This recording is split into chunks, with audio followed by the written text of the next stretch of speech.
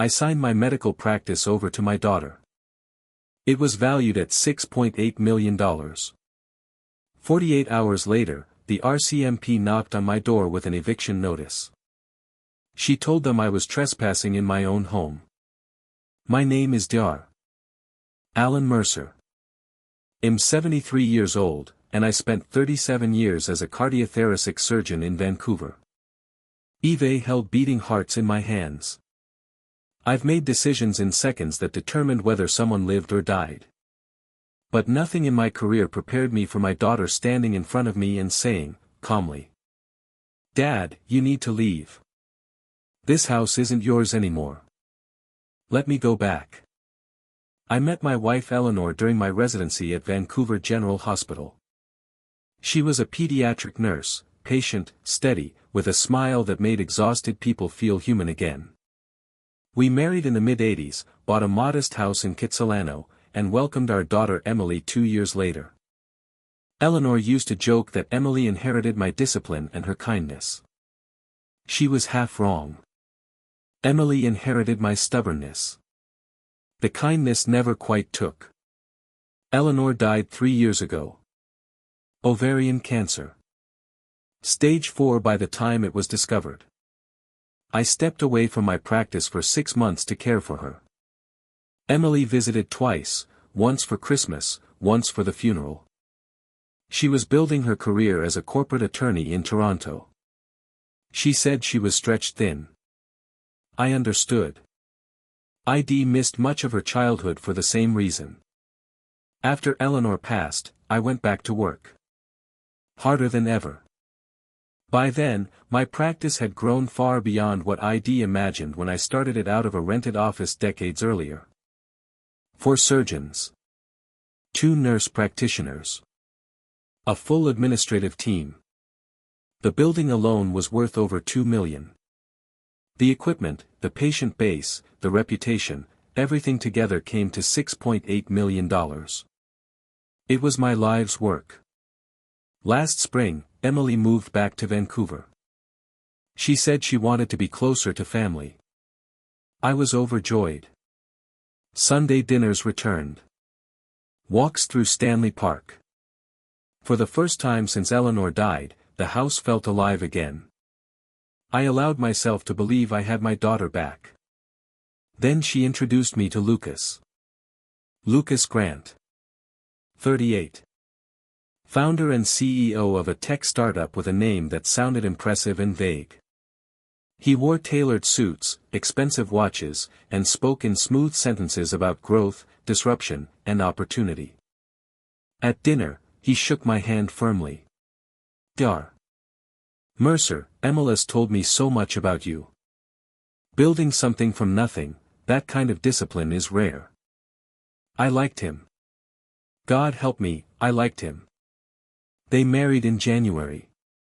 A small ceremony at a boutique hotel in Whistler. Lucas' parents didn't attend. Traveling in Europe, he said. Something about that sat wrong with me, but I ignored it. It was Emilis' day. I walked her down the aisle. She looked so much like her mother that it hurt. The trouble began in March. Over dinner one night, Lucas mentioned his company was experiencing headwinds. Funding delays. Temporary setbacks. Nothing serious, he said. But I saw Emilis' face. I'd seen that look before, years ago, when Eleanor and I were struggling to make our mortgage payments. A week later, they came to my house together. Emily spoke first. Dad, you're 73. You've worked your entire life. Don't you think it's time to slow down? I didn't dismiss it outright. My hands weren't as steady as they once were. Long surgeries left me drained. I had been thinking about retirement, quietly. Eve considered it, I admitted. Lucas leaned forward. There's also the matter of estate planning, he said. With your wife gone, the tax implications are significant. Capital gains alone could be devastating if the practice is sold later. He opened a folder, charts, projections, legal language dense enough to exhaust me just looking at it. Emily took my hand. Dad, if you transfer the practice to me now, we can restructure everything. You avoid most of the tax burden. You still receive income. Nothing changes day to day, this just protects what you built. I should have called my lawyer. I should have waited. But I was tired. Tired of decisions. Tired of being alone. And my daughter's eyes were full of certainty. All right, I said. If this is the right move. We signed the papers on March 22nd. I remember the date because it was Eleanor's birthday. Emily hugged me afterward. Thank you for trusting me, Dad. I won't let you down. 48 hours later, I came home from my morning walk to find Lucas replacing the locks. What are you doing? I asked. Security upgrade, he said without looking at me. Emily's worried about break-ins. I don't have a key. I'll get you one. He still wouldn't meet my eyes. That evening, Emily arrived with 2 RCMP officers. And that's when I understood what I had really signed away. I was in the kitchen making tea when they came in. Emily's face was empty, flat, unreadable. The daughter I raised, the little girl who sobbed when we had to put down our old dog, was gone. What stood in front of me felt like a stranger wearing her face. Officers, she said evenly, this is the man I called about. One of the constables shifted uncomfortably. Sir, are you Dr. Alan Mercer? Yes, I said. And this is my home. What's happening? Emily answered before either officer could. It isn't your home anymore, Dad. I own it. I own the practice too. You signed everything over 2 days ago. My chest tightened. For a terrifying second, I wondered if this was it, if my heart was finally giving out. Emily, I said. What are you talking about? You're getting older, she continued, her voice precise, rehearsed. Your memory is slipping. You wander at night. You've become unstable. It isn't safe for you to live here. That's not true, I said. None of that is true. Lucas stepped forward, palms open. Dr. Mercer, we know this is difficult. We've arranged a place for you, Sunset Gardens. It's a very comfortable assisted living facility. You'll be well taken care of. I don't need assisted living, I said. I'm healthy. The older officer cleared his throat. Sir, if Miss Mercer legally owns the property, we can't force her to allow you to stay. Do you have somewhere you can go tonight? I looked at my daughter. Really looked, searching for anything familiar. Emily. Please. Let's talk. Just us. There's nothing to discuss, she said. You need to pack a bag and leave. I don't remember packing. I don't remember the drive. I only remember standing at a door in North Vancouver, holding a suitcase, when Patricia Hale, Eleanor's closest friend from her nursing days, opened it. Alan, what happened? I couldn't speak. She pulled me inside, sat me down, put a glass of water in my hands. Eventually the words came, all of them. When I finished, her jaw was set hard. No, she said. Absolutely not. This is elder abuse. Patricia, I said quietly. I signed the papers. It's legal. I don't care if it's legal. It's exploitation. And we're fighting it. But I didn't want to fight. I was 73. ID buried my wife. And now ID lost my daughter. What was left to protect? I moved into a small one-bedroom apartment in New Westminster. 800 square feet. Quiet. Empty. Patricia helped furnish it. I kept my phone off most of the time. Emily never called. Lucas moved fast. Within a week, my practice was listed for sale, $5.2 million, far below its value. The listing read: Motivated seller. He fired 2 surgeons. Longtime staff were given severance and told not to come back. I heard it from Dr. James Patel, one of the surgeons I'd worked with for years. Alan, I'm so sorry, he said. Nobody understands why this is happening. He's cutting corners everywhere. Shorter consults. Cheaper suppliers. This isn't the practice you built. After the call, I sat alone and thought about the oath I'd taken decades ago. First, do no harm. Everything I'd built, gone. Patients I'd treated for years, abandoned. 14 days after I moved out, my phone rang at 2 in the morning. Unknown number. Dad. Emily's voice was shaking. Dad, I need help. I said nothing. Lucas is gone, she sobbed. He emptied everything. The practice money. Our accounts.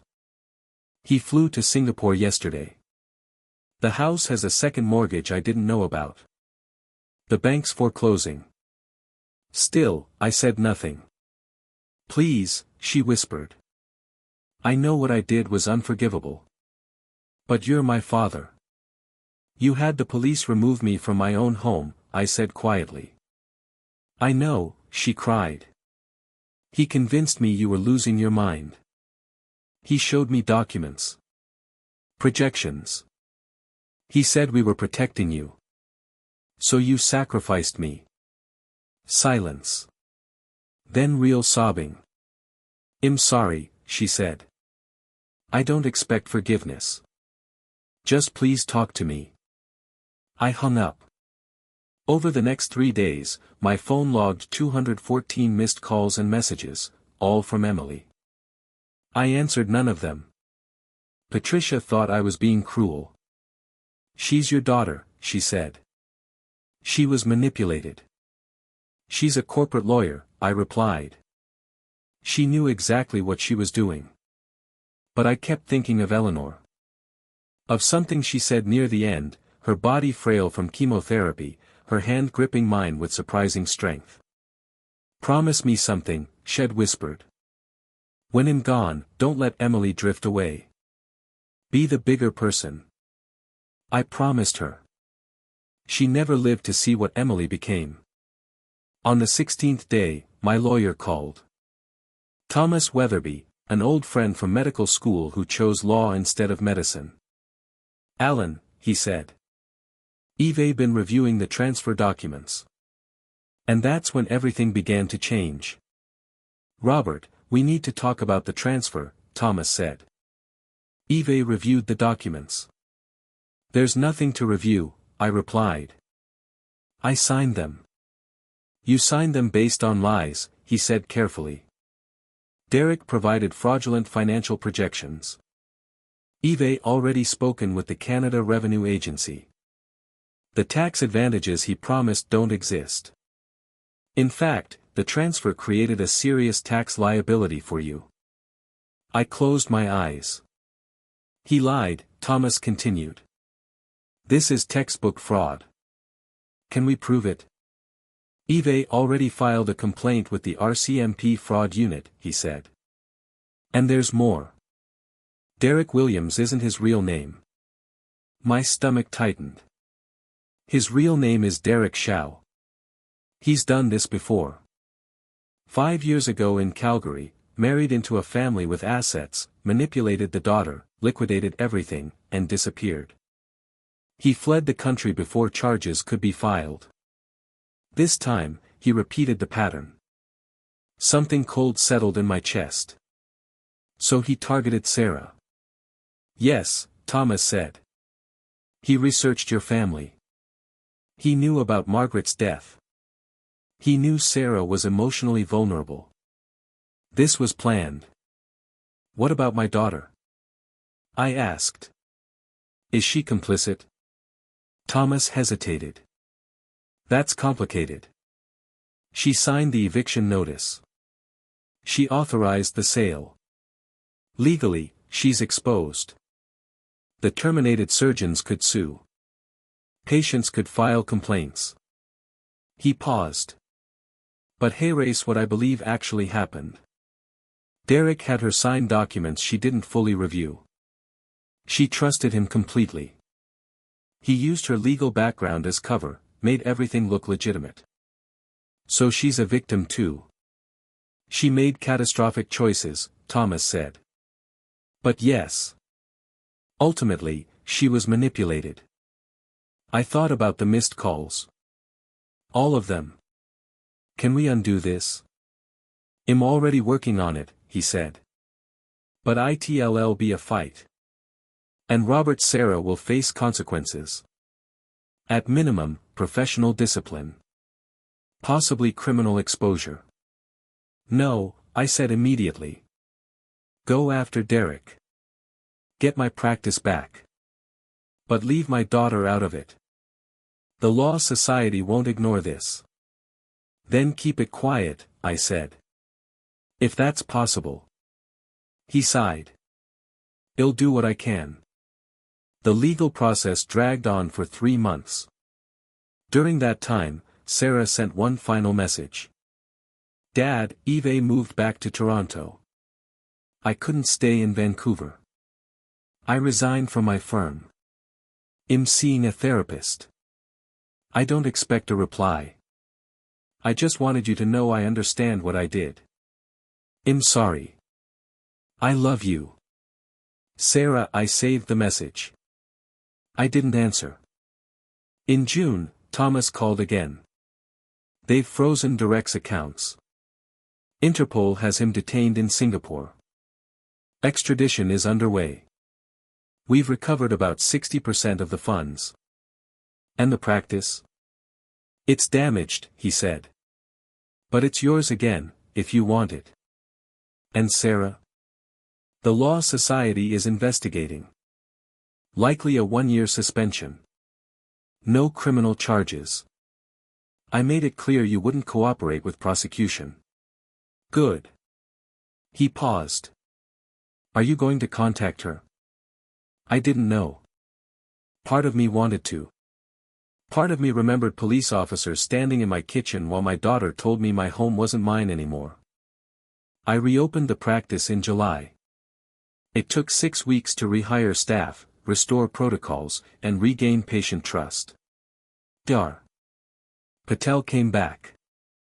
So did most of the others. Word spread quietly through the medical community. People were kind.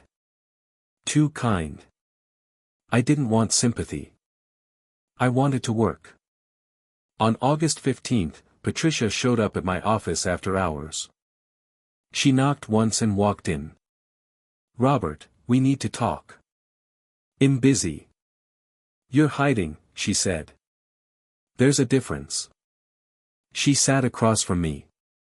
Margaret asked me to look after you if anything happened to her. I promised. So listen. I put my pen down. Sarah betrayed you, Patricia said. You have every right to be angry. But she's living in a studio apartment in Toronto, working as a paralegal for a fraction of her old salary. She spends what she has on therapy. And she calls me every week. I said nothing. She asks how you're eating. If the practice is recovering. If you're okay. She never asks me to convince you to call her. Something cracked inside my chest. Margaret would want you to forgive her, Patricia said softly. Margaret isn't here. No, she replied. But you are. And so is Sarah. And life is too short to spend it on resentment, no matter how justified. She left me alone with that. That night, I sat in my office long after everyone had gone. I looked at the wall's ID rebuilt, the practice ID reclaimed, and reread Sarah's message. I hope someday you can forgive me. Forgiveness isn't instant. It isn't a switch. It's a choice you make again and again, I opened my phone. Stared at her name for 10 minutes. Then I typed. I'm not ready to talk yet. But I want you to know I'm okay. The practice is recovering. I'm recovering. When you're ready to come back to Vancouver, let me know. We'll figure it out. 3 minutes later, my phone buzzed. Love you, Dad. Thank you. I'm so sorry. We didn't speak for another month. When we finally did, it was awkward. She cried. I stayed calm. We agreed to move slowly. In October, she flew to Vancouver for a weekend. We met for coffee near English Bay, neutral ground. She looked thinner. Older. There were lines around her eyes that hadn't been there before. I don't expect forgiveness, she said immediately. I just want you to know I understand what I did. She took a breath. Derek manipulated me, yes. But I let him. I chose the lie because it was easier. I chose money over family. Over you. Her voice broke. And I'll regret that for the rest of my life. Why did you really do it, Sarah? I asked. She looked past me, out toward the water. After Mom died, I felt untethered, she said. Derek made me feel chosen. Like I mattered. He talked about building something together, about a future. And I wanted that more than I wanted to question him. She took a breath. When he said we needed capital, that your practice was just sitting there, he told me you'd want to help us. I wanted to believe that. You could have come to me. I know, she said softly. But he convinced me you'd say no. That you didn't understand how business works anymore. That we had to protect you from your own outdated thinking. She wiped her eyes. It sounds ridiculous now. But when someone is reshaping reality for you every day, isolating you, reframing every doubt, you lose perspective. You're one of the smartest people I know, I said. She gave a sad smile. Being smart doesn't protect you from emotional manipulation. Sometimes it makes it worse. You think you're immune, so you never see it coming. We sat in silence, watching the waves roll in. After a while, she asked, "Can I ask you something?" Of course. Why didn't you fight me right away? When I had you evicted. Why did you just leave? I thought carefully before answering. Because I wanted to believe you'd come to your senses on your own. I wanted to believe my daughter was still in there. And I was afraid that if I fought you, it would push you further into his control. She swallowed. So you let me destroy your life to teach me a lesson? No, I said gently. I let you make your own choices as an adult. There's a difference. That's when she broke down. Real sobs. The kind that come from somewhere deep and exhausted. I reached across the table and took her hand. It was the first time I'd touched her since the night she threw me out. I'm sorry, she kept saying. I'm so sorry. I know, I said. And I forgive you. It wouldn't be instant. Maybe things would never be what they were. But forgiveness had to start somewhere. After that, we saw each other once a month. Coffee at first. Then lunch. Eventually dinner at my apartment. She told me about therapy. About starting over. About the small firm in Toronto that gave her a chance when no one else would. In December, she asked if she could come to Vancouver for Christmas. Are you ready? I asked. No, she said honestly. But I want to try. She stayed with Patricia, not with me. We had dinner together, the three of us. Sarah brought an old photo album. Pictures of Margaret. Of her childhood. Of our family when it was still whole. I forget sometimes, she said quietly, turning the pages. I forget that we were happy once. We were, I said. And I still love you. That never stopped. Later, she told me about Derek's extradition trial. They want me to testify. Will you? Yes, she said. What he did destroyed more than just our family. The trial lasted 3 weeks. She testified for hours, calm, precise, unflinching. She told the jury everything. The manipulation. The lies. The planning. He was convicted. 15 years. In April, Sarah moved back to Vancouver. Not to live with me, but to rebuild where everything had fallen apart. She joined a small firm in Burnaby, working mostly in elder law. I can't undo what I did, she told me once. But I can stop it from happening to others. We have dinner every Sunday now. We talk about her cases. About my patients. About Margaret, and how much we miss her. We don't dwell on Derek. Last month, Sarah won a major case. An elderly man whose son had drained his accounts. She called me afterward. We won, Dad. He got everything back. I'm proud of you, I said. She was quiet for a moment. You could have destroyed me, she said. But you didn't. You gave me a chance to be better than my worst mistake. You're my daughter, I replied. What else would I do? She asked one last question. Do you think Mom forgave me? I thought of Margaret. Of her love. Of the promise I made her. I think she already has. 3 years ago, I lost my wife. 2 years ago, I lost my daughter. Today, I have her back.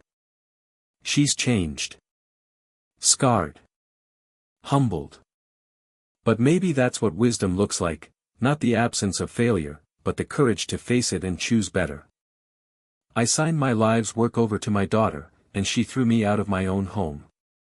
But in the end, she came back. And I was still here. Because that's what fathers do.